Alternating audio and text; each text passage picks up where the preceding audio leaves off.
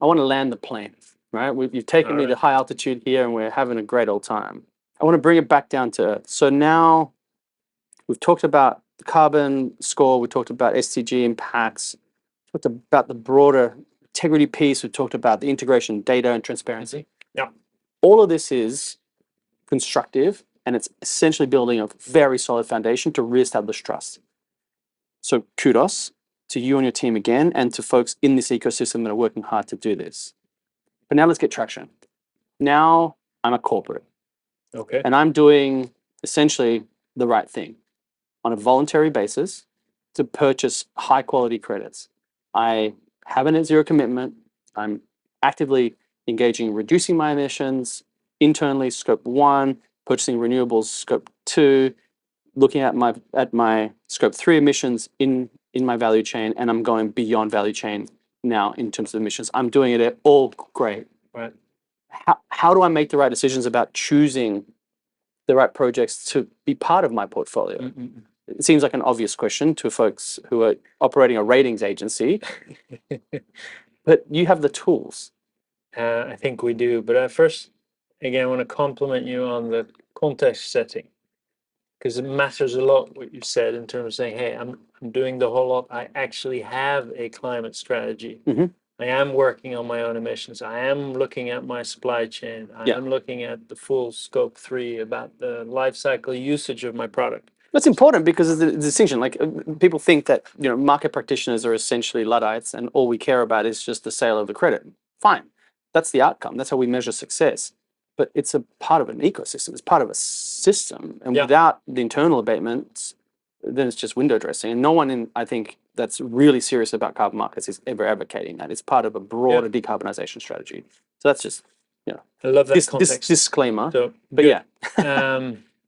And then there's this question, okay, well, I want to do more or I want to do faster. And I think carbon markets and carbon credits may be a vehicle for achieving that. Then I'd say there is no reason to sit on the sideline when it comes to carbon. Yeah. Oh, Let's just amen put to that that. out there. Put There that is no out. reason to sit on the sideline. Because it isn't one where you go like, oh, it's all untrustworthy. I can't take a decision. Because now the data, the evidence is there. There are some loud voices that do say that, but I agree with you wholeheartedly that it's not an objective viewpoint.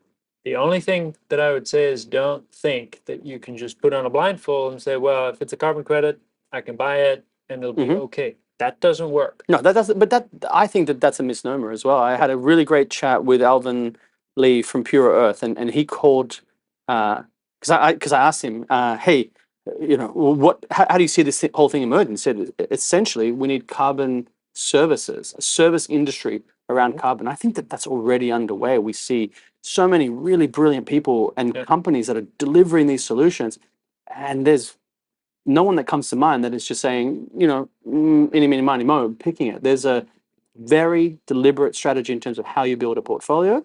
I'm not saying that that's 100% again, spectrum. There'll be some buyers that just purchase the lowest possible cost, but that doesn't prove to be a very sustainable strategy long term.